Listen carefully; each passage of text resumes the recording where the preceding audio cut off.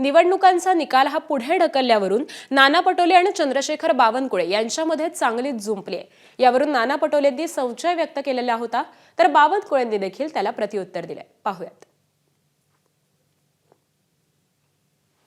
मला आता तर एक चिंता अशी झालेली आहे की उद्या रिझल्ट होता, आता आजच निवडणूक आयोगाने सरळ त्याला 21 तारखेपर्यंत घेऊन गेले।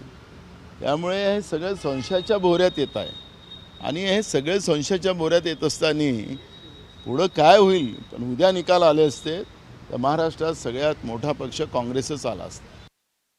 काही बनवाबनवी नाही आहे। आम्ही पहिल्यापासून राज्य निवडणूक आयोगाला जे काही त्या ठिकाणी हे सुरू आहे, निवडणुका रद्द करणं, निवडणुका पुढे ढकलणं, याकरता आमचा रोजचाच त्या ठिकाणी संवाद आहे आणि आम्ही त्या ठिकाणी आयोगाला 4 पत्रही पाठवले आहे की असं या नियमात हे करता येणार नाही, निवडणुका पुढे ढकलू नका, निवडणुका पुढे ढकलू नका।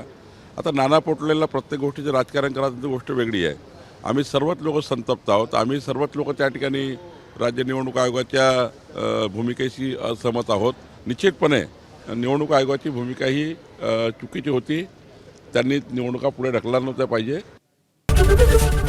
एबीपी माझा, उघडा डोळे बघा नीट।